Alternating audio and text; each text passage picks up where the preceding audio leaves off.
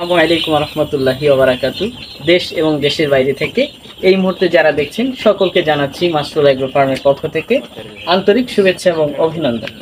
তো বরাবরের মতো আজকে হচ্ছে আমার এই মুরগির বয়স 3 দিন।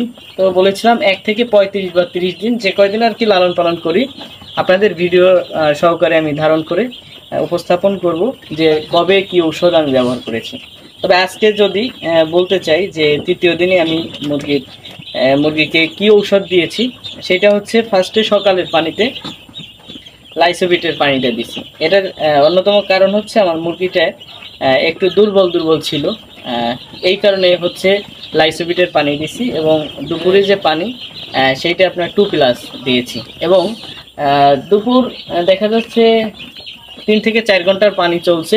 এর পরে যে পানিটা দিছি এখন যে পানিটা আছে সেই পানিটা হচ্ছে আপনার ফ্রেশ পানি আছে, সাদা পানিরও দরকার আছে, অবশ্যই আপনারা জানেন বাচ্চার সাদা পানির দরকার আছে। এখন সাদা পানি এবং রাত 9টা বা 9:30টার দিকে পানিটারে আমরা পরিবর্তন করে দেব এবং রাতের যে পানিটা সেই পানিতে কি ঔষধ ব্যবহার করব সেইটা হচ্ছে আপনার শেফাওয়ান এবং রেনামক্স যে ঔষধটা আছে একসাথে 1 ml 1 লিটার পানিতে 2টা ঔষধ একসাথে দিয়ে দেবো এবং এই ঔষধটা সারা রাত চলবে, সকালবেলা পরিবর্তন করব। তো এই ছিল হচ্ছে যে তৃতীয় দিন। আলহামদুলিল্লাহ আমার বাচ্চাগুলো কিন্তু সুন্দর আছে, দেখা যায় সুন্দর আছে।